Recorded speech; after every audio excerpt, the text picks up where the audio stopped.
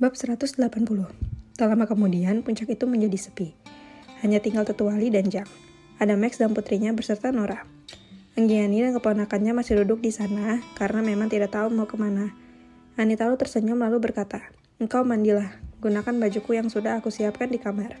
Anggiani mengangguk lalu masuk. Sedangkan pada Andi, dia memberikan baju Frankly dan berkata, "Nanti kita belanja." Setelah kedua orang itu pergi, Fang Long bertanya pada Anita siapa kedua orang itu. Setelah mendengar cerita Anita, Fang Long mengangguk lalu berkata, "Jika dia tidak ingin kembali lagi ke Jiangnam, dia bisa tinggal bersamaku." Tak lama Anggiani selesai lalu duduk kembali di taman itu. Fang Long berkata, "Engkau bisa tinggal di sini atau di tempatku, tinggal pilih." Nora berkata, "Engkau juga bisa bersamaku di ibu kota." Anggiani tersenyum lalu Anita berkata, "Ini Fang Long dan itu ayahnya. Mereka tinggal di sini dan juga di ibu kota. Sedangkan ini Nora Lu, nyonya besar keluarga Su di ibu kota." Anggiani yang sudah tahu Fang Long namun terkejut mendengar siapa Nora Lu. "Jangan panggil aku nyonya besar jika di sini, karena keluargaku adalah pelayan keluarga Lu," Nora Lu berkata. Fang Long tertawa. "Engkau kaget mendengarnya. Memang betul Nora Lu adalah pelayan keluarga Lu, sedangkan kami adalah pelayan keluarga Li." Anggiani menatap Fang Long lalu berkata, "Kalian adalah keluarga besar, bagaimana menjadi pelayan?" Nora Li menjawab, "Apa yang dikatakan Fang Long itu benar.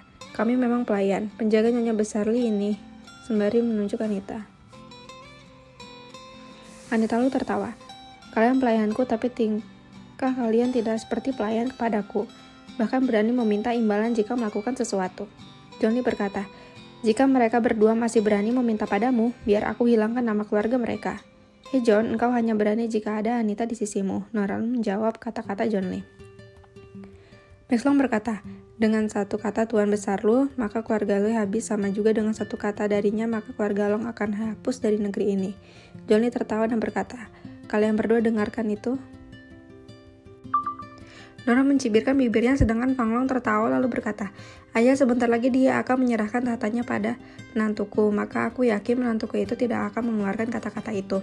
Max Long tersenyum. Begitu juga Ketua Li yang berkata, "Sumpah keluarga Long adalah jika membantah perintah atau berkhianat, maka seluruh keluarga Long harus membunuh dirinya."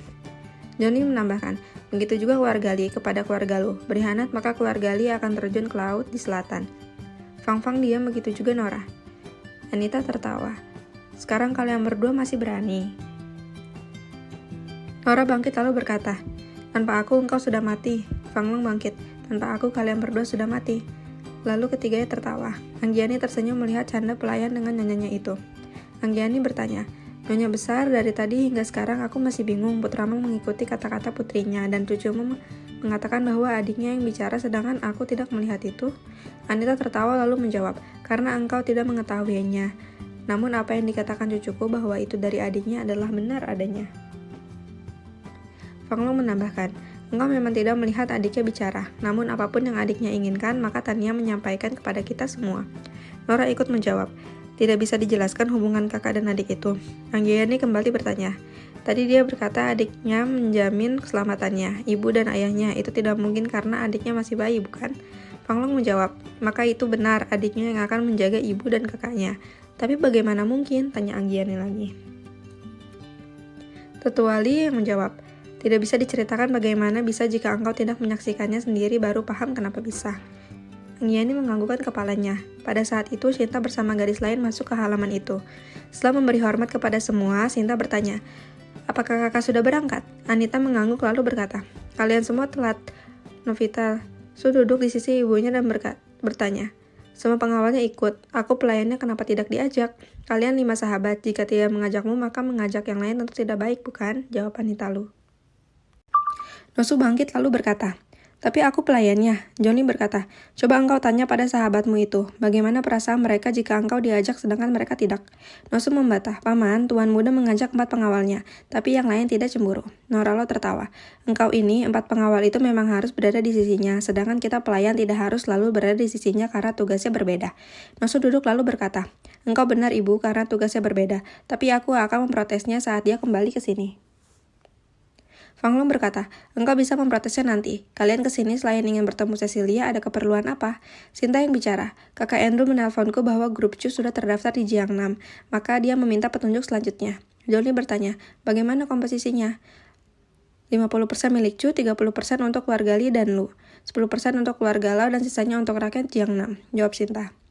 Johnny berkata, tidak bisa begitu, rakyat harus memiliki 20% saham, 30% Lu dan Li, 10% Lau, maka 40% grup Chu. Sinta mengangguk menjawab, akan aku sampaikan, lalu bagaimana, apakah pabrik akan didirikan di sana? Mendengar ini, Johnny diam lalu bertanya, pabrik keluarga Oi dimiliki siapa saja? Sinta menjawab, pabrik itu tidak atas nama keluarga mereka, namun atas nama Karzen. Johnny tertawa, Karzen sudah diambil kakakmu, jadi tidak ada lagi nama itu. Jadi negara akan mengambil alih pabrik itu dan melelangnya. Jika kita bisa memenangkannya, maka itu bagus. Kita tidak perlu membangun pabrik lagi. Namun, jika kalah, baru engkau lanjutkan pembangunan pabrik itu. Anita menambahkan, minta bantulah pamanmu untuk memonitor dan minta dia mengikuti lelang itu. Sinta mengangguk menjawab, baik, akan aku hubungi paman. John bertanya lagi, berapa dana yang dibutuhkan untuk membangun pabrik hingga beroperasi? 23 triliun, jawab Sinta. Johnny berkata, sampaikan pada Tang Hai itu nilai maksimal yang dia bisa keluarkan dalam lelang. Jika lebih dari itu, maka dia mundur dan kita akan membangun pabriknya. Anggiani bertanya, dengan kekuasaan Tuan Muda tinggal meminta maka pabrik itu akan menjadi miliknya. Sinta yang tidak mengenal Anggiani maka dia diam saja tidak menanggapinya. Norali yang menjawab, keluarga Li berbisnis dengan jujur, tidak pernah menggunakan relasi atau kekuasaan yang dimiliki, semua harus melalui prosedur. Anggiani menatap Anita Lu dan tersenyum. Lalu dia berkata, pantas keluarga ini diberkahi. Ternyata isinya orang-orang yang baik dan memiliki moral. Aku merasa bahagia bisa bertemu dengan kalian semua. Sinta menatap Anggiani. Anita berkata, dia Anggiani Lau dari Jiangnam. Sinta membungkuk sedikit. Maaf Bibi tidak menyapa kamu. Anggiani melambaikan tangannya lalu menjawab, tidak perlu sungkan. Setelah itu Anggiani berkata, aku memang tidak akan kembali lagi ke Jiangnam. Untuk tinggal di mana, jika boleh meminta, aku ingin tinggal di Jiangling, di kaki bukit bersama penghuni bukit lainnya. Anita tersenyum menjawab, engkau bisa tinggal di kaki bukit, Sinta akan mengurusnya. Anggiani bangkit membungkuk lalu berkata, terima kasih Nyonya Besar, mungkin usiaku tidak lama lagi karena racun di dalam tubuhku sudah semakin parah. Jadi aku ingin mati di tempat kediaman pelindung negeri ini. Fang Long tertawa. Usia tidak penting dibicarakan. Separah apapun racun dalam tubuhmu, maka di sini akan bisa disembuhkan selama janjimu pada Tuhan belum tiba. Anggiani menatap Fang Long seakan bertanya bagaimana caranya. Anita Lu melihat ini lalu berkata, Tufu adalah dokter negara ini. Jika dia tidak bisa, masih ada putraku yang akan menyembuhkanmu. Tetua Jang bangkit dan berkata, menyembuhkan racun di dalam tubuhmu itu tidak perlu merepotkan Tuan Muda. Jika engkau percaya, aku bisa mengeluarkannya sekarang. Anggiani dia menatap lelaki tua di depannya. Anita Lu kembali berkata, engkau izinkanlah tetua menyembuhkanmu. Anggiani mengangguk. Melihat ini tetua berkata, engkau berdirilah dan maafkanlah aku. Setelah Anggiani berdiri, tetua Jang bergerak menusuk beberapa titik di tubuhnya. Tanpa sadar Anggiani terduduk bersila, sedangkan tetua juga telah duduk di belakang Anggiani menempelkan tangannya pada punggung, lalu perlahan asap tipis berbau busuk keluar dari kepala Anggiani. Semakin lama asap tipis semakin tebal, menghitam, baunya semakin busuk. Tak lama kemudian asap itu menipis lalu menghilang. Wajah Anggiani yang tadi pucat sekarang terlihat cerah. Tetua melepas tangannya dan berkata, semua racun sudah keluar, engkau bisa berdiri. Anggiani tidak berdiri namun dia berlutut dan berkata, tidak ada yang bisa aku lakukan selain mengucapkan terima kasih atas bantuan tetua. Semoga di lain kehidupan aku dapat membalasnya. Tetua Jang tersenyum menjawab, semua ada jodohnya dan engkau berjodoh padaku, maka kita bertemu di sini semua karena Tuan Muda dan putranya dan kepada merekalah engkau membalasnya. Anggiani mengangguk lalu berkata, aku akan membalasnya. Anita tersenyum lalu berkata, duduklah, soal balas-membalas nanti saja dipikirkan, namun yang pasti bagaimana perasaanmu? Apakah racun di dalam tubuhmu sudah hilang? Anggiani mengangguk. Fang Long menyambung pertanyaan lagi, bagaimana engkau bisa terkena racun itu? Anggiani menjawab, ceritanya panjang, namun semua dilakukan oleh David Oi agar aku tidak bisa lepas darinya. Tetua Jang berkata, jika telah dibersihkan racunnya tadi, maka akhir bulan ini dia akan menjadi mayat. Setiap 2 bulan sekali dia harus minum penawarnya. Anggiani mengangguk lalu menjawab, benar, setiap 60 hari aku harus minum penawarnya.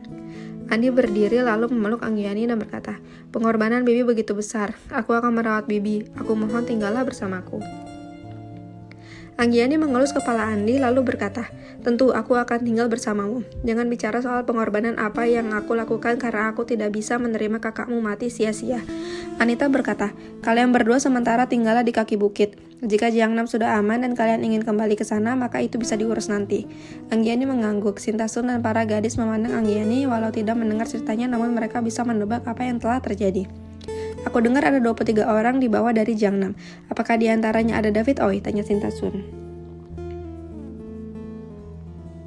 Anita yang menjawab, "Randu membawa semuanya termasuk David Oi. Gabungan saja dia bersama putranya di tengah laut itu," kembali Sintasun berkata. Anita tertawa lalu menjawab, "Kakakmu sudah menyerahkan David Oi beserta istrinya kepada keluarga Lau dan terserah mereka mau diapakan." Sinta tersenyum lalu berkata, "Jika kepadaku diserahkan, maka aku akan membuat dia hidup tapi mati." Anggiani yang menanggapi kata-kata Sinta, "Aku akan membuat dia menyesal pernah terlahirkan ke dunia ini." "Aku setuju," jawab Fang Long. Lalu dia berdiri dan berkata lagi, "Mari ikut aku ke tempat dia ditahan." Max Long berkata, "Tuan muda sudah menyerahkan mereka kepada keluarga Lau. Sekarang tugas militer untuk menginterogasi mereka, setelahnya terserah kalian." Tetuali tertawa, "Apapun yang sudah tuan muda putuskan, maka kita hanya melaksanakannya saja. Jadi kita tunggu mereka menyerahkannya ke sini." Sementara itu, di Jiangnam, Andrew dan Malilau masih duduk di ruang tamu sambil meminum anggur yang disediakan pelayan. "Aku tidak pernah menyangka bahwa engkau adalah keluarga besar yang kuat di negeri ini. Bahkan cucumu sendiri adalah pelindung negeri ini," kata Malilau. Andrew menjawab, "Aku pun belum lama mengetahuinya.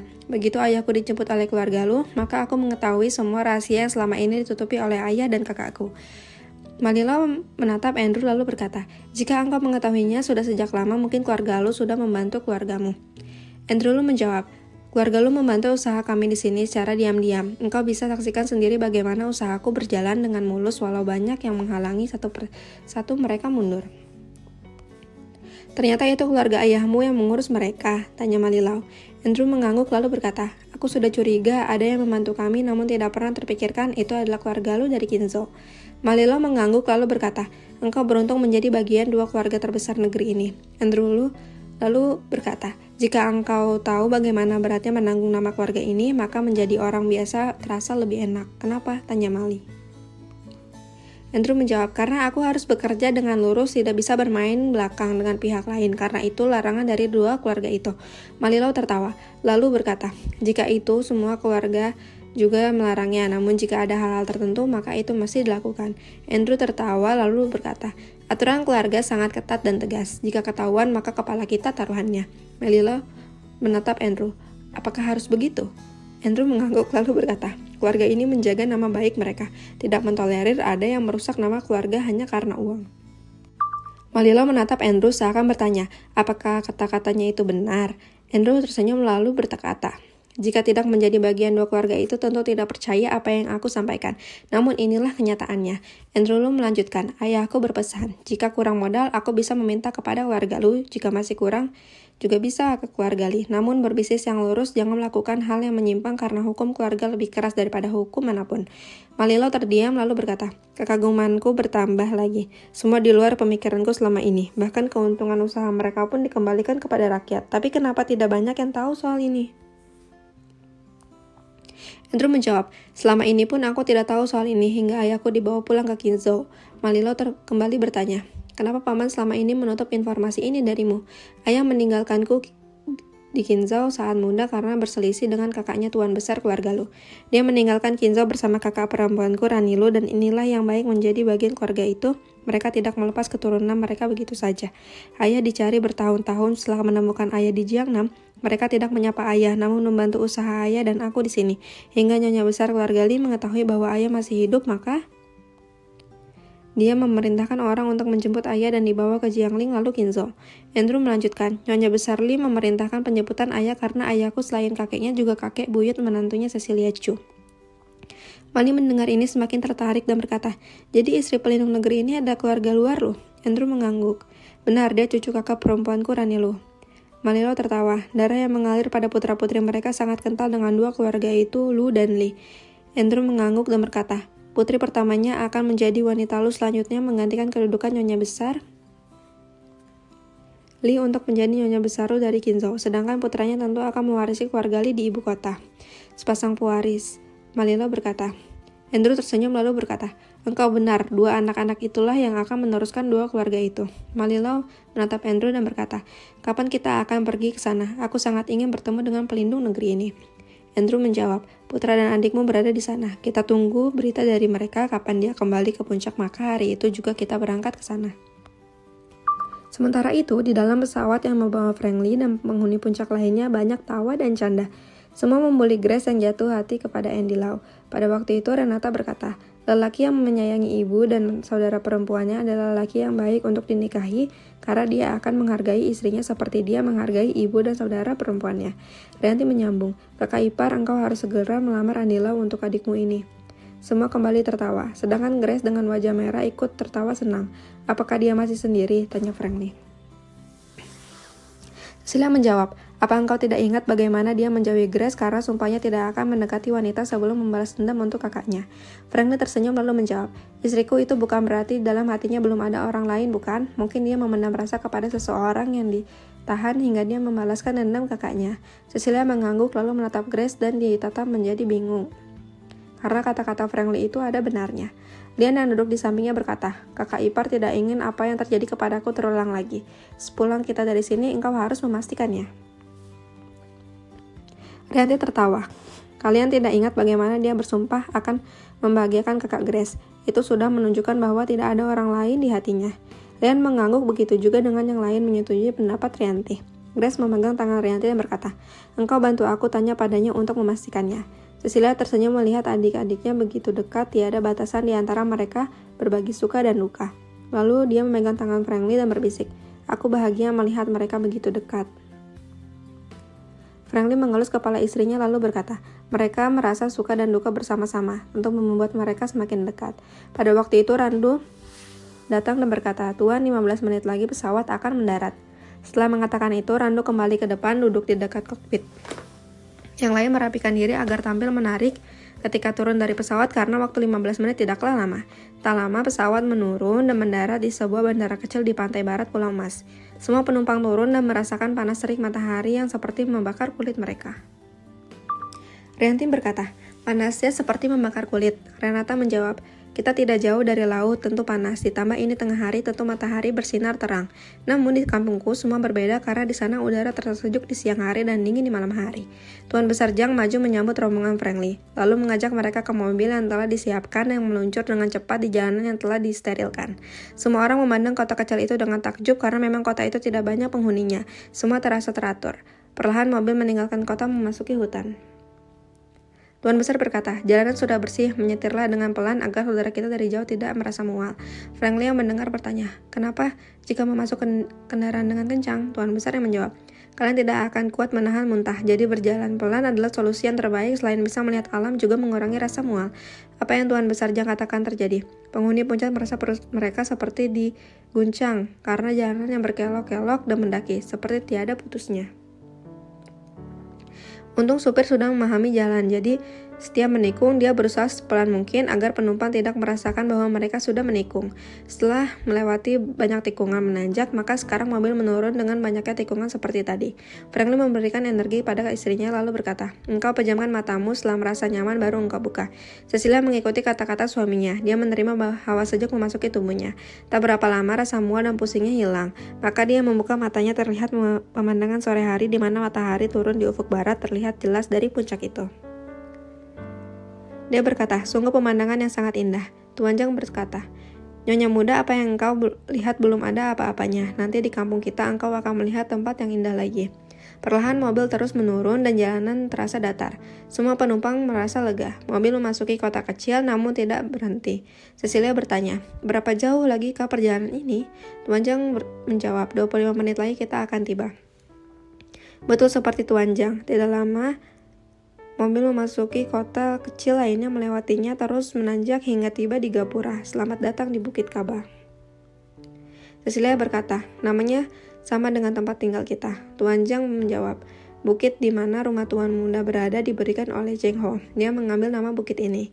Franklin yang pernah mendengar dari Jenang mengangguk lalu dia bertanya, berapa banyakkah keluarga kita yang tinggal di bukit ini?